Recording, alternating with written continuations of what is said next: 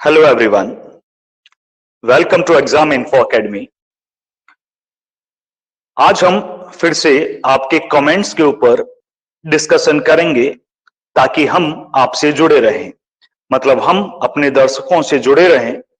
इस रेस्पेक्ट में वैसे तो हम सभी कमेंट्स के आंसर दे देते हैं, रिप्लाई करते हैं सभी पर, लेकिन फिर भी इस वीडियो के थ्रू हमने मेन कमेंट्स को उठा लिया है और उस पर यहां डिस्कस करेंगे ताकि आपको हम सही से आपका जवाब दे सके। शुरुआत करते हैं। निशा सिंह ये नाम लिखा है यहां पर, सर सोशियोलॉजी के लिए कोई पोस्ट नहीं है क्या, प्लीज टेल मी। ये कमेंट डीयू की वैकेंसीज वाली वीडियो पर था, तो उसमें सोशियोलॉजी की पोस्ट नहीं है, तो हो सकता है अदर कॉलेजेस की भी अभी आएंगी, तो उसमें हो सकती है उसकी हो, नहीं यूपीएचसीएससी की आने वाली है उसमें तो होगी ही। तो आप बने रहें, आपको इंफॉर्मेशन दे दी जाएगी और जैसे ही इसकी वैकेंसी आएगी आपको टैग कर दिया जाएगा, आपको बता दिया जाएगा। तो आप सभी वीडियो को देखते रहें और सब्सक्राइब कर लीजिएगा चैनल को। नेक्स्ट पर चलते हैं। ये पूछा है डॉक्टर कल्पना द्विवेदी, सर इलाहाबाद में डिग्री कॉलेज में वैकेंसी हो तो बताएं। बिल्कुल जी कल्पना जी, जैसे ही वैकेंसी आएगी इलाहाबाद यूनिवर्सिटी या उससे आसपास के किसी भी कॉलेज में आपको इन्फॉर्म किया जाएगा। बिल्कुल हम वीडियो तुरंत डालेंगे, जैसे ही हमें पता चलेगा इलाहाबाद के किसी भी डिग्री कॉलेज में कोई वैकेंसी अगर होती है, वैकेंसीज निकलती हैं, आपने अपना सब्जेक्ट नहीं बताया, नहीं तो और भी क्लियर होता कि किस सब्जेक्ट से आप रिलेटेड हैं। चलिए जी, हम आपको बिल्कुल इन्फॉर्म करेंगे, तुरंत इन्फॉर्म करेंगे। नेक्स्ट है प्रज्ञा अग्रवाल। प्रज्ञा जी ने पूछा है, सर मेरा संस्कृत से नेट क्वालिफाई है।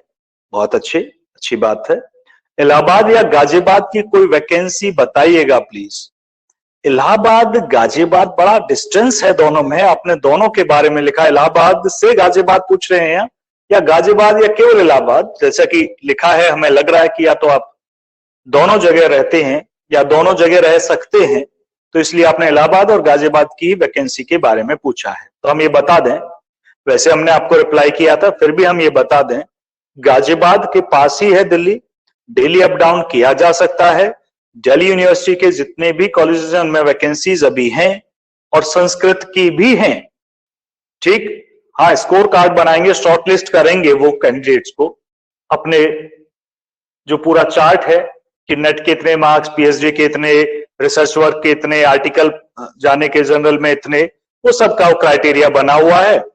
तो हो सकता है शॉर्ट लिस्ट कर दें, लेकिन संस्कृत में उतने कैंडिडेट्स भी नहीं होते, मतलब होते तो हैं, आपको ज्यादा पता होगा कि संस्कृत में कितने हैं, लेकिन फिर भी उस तरह से नहीं दिखते। तो आप वहां अप्लाई कर सकते हैं, हो सकता है आप शॉर्टलिस्ट हो जाए, आपको इंटरव्यू के लिए बुलाया जाए, तो वहां भी आप अप्लाई कर सकते हैं। और रही इलाहाबाद और गाजियाबाद की बात, तो जैसे ही आएगा हम आपको इन्फॉर्म तुरंत करेंगे। चलिए नेक्स्ट कमेंट पर चलते हैं।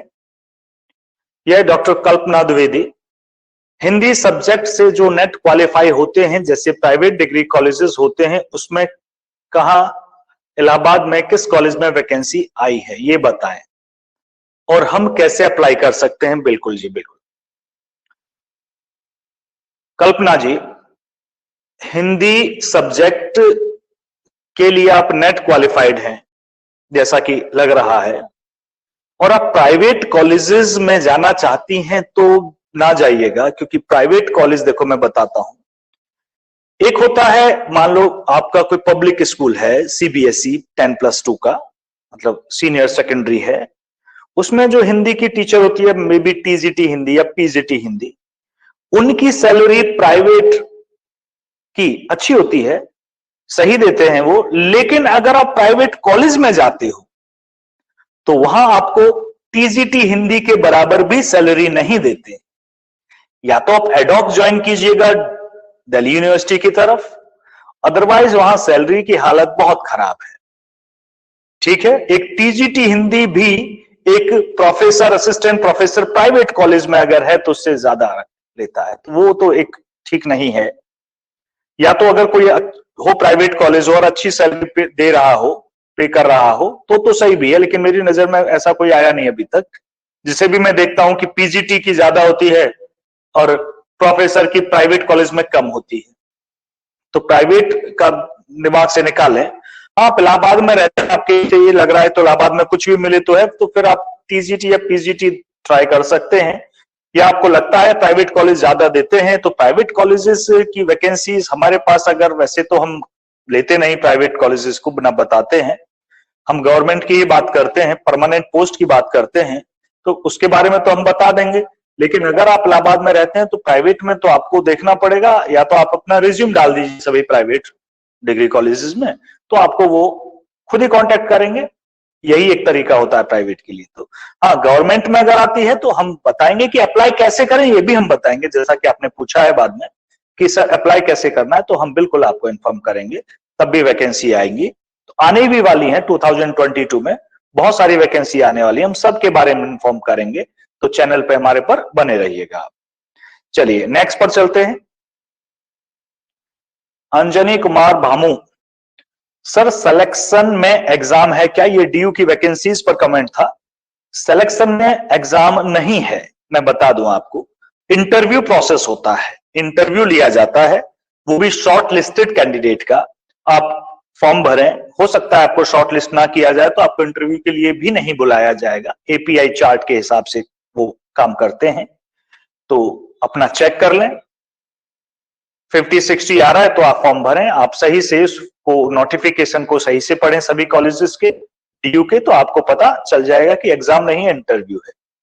और अगर बहुत ज्यादा कैंडिडेट होते हैं तो उसमें एक प्रोविजन वो रखते हैं कि भाई एग्जाम लेंगे, लेकिन उतने कैंडिडेट हो नहीं पाते हैं, तो इंटरव्यू बेस पर ही शॉर्टलिस्ट करके इंटरव्यू बेस पर ही काम चलाते हैं, तो इंटरव्यू ही है। चलिए आगे बढ़ते हैं। याचना सिंह ने पूछा है कट ऑफ कितने पर रुक सकती है हिंदी सब्जेक्ट की डीयू में?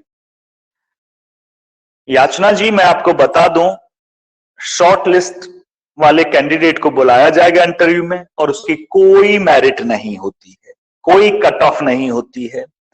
इंटरव्यू है, उनका मन, मतलब जिसका भाई, अगर फॉर्मल में मैं बात करूं तो यही है कि जिसका इंटरव्यू अच्छा जाएगा उसका सिलेक्शन हो जाएगा। शॉर्टलिस्ट कैंडिडेट उन्होंने जितने बुलाए उनमें से जितनी वैकेंसीज हैं उनका जो उन्हें अच्छा लगेगा उनका सिलेक्शन वो कर लिया जाएगा।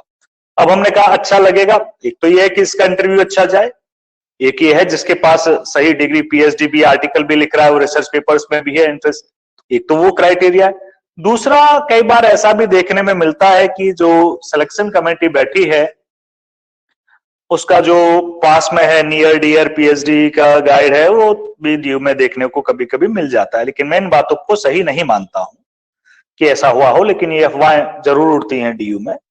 तो वहां कट ऑफ नहीं है, एग्जाम होता तो कट ऑफ होती, वो इंटरव्यू बेस्ड है टोटल, तो कोई कट ऑफ नहीं होती डीयू में।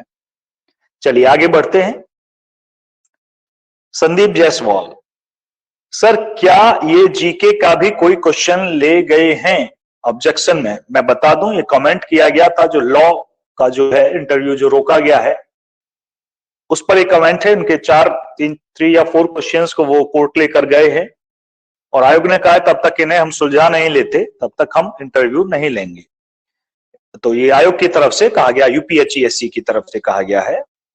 तो इन्होंने पूछा है क्या सर कोई जीके का भी क्वेश्चन लेकर गए हैं? तो अभी इसके बारे में जानकारी नहीं है, लेकिन हमारे जानकारी के हिसाब से वो अपने सब्जेक्ट का ले गए हैं। अगर जीके का ले जाते तो और भी सब्जेक्ट्स पर इफेक्ट होता, ऐसा है नहीं, तो लॉ पर ही है, तो अपने सब्जेक्ट का ही वो क्वेश्चंस, सब्जेक्ट के क्वेश्चंस ही लेकर गए हैं ऑब्जेक्शन में, जीके का नहीं लेकर गए।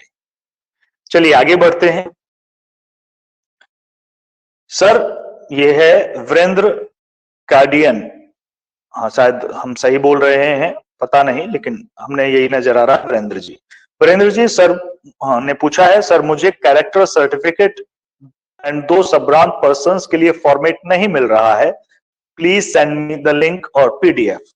मैं आपको बता दूं वीरेंद्र जी, कैरेक्टर सर्टिफिकेट आपके डिस्ट्रिक्ट जहां भी आप रहते हैं उसके डिस्ट्रिक्ट में जो तहसील होती है या जो कचहरी होती है वहां पर कुछ स्टेशनरी बेच रहे होते हैं, ऐसी सड़क पर ही बेच रहे होते हैं कई बार, वहां से जाओ, उनसे कहो भाई मुझे कैरेक्टर सर्टिफिकेट कॉपी दे दे, वो दे देगा, 1 रुपया की आएगी बस, ठीक है। उसी पर सबरांत में आप के भी करवा सकते हो सिग्नेचर, और ना मिले तो नोटरी वकील की भी करवा सकते हो, खुद ही बनवा के भी दे देंगे। तो वैसा कैरेक्टर सर्टिफिकेट नहीं चाहिए आपको, संभ्रांत पर्सन का चाहिए।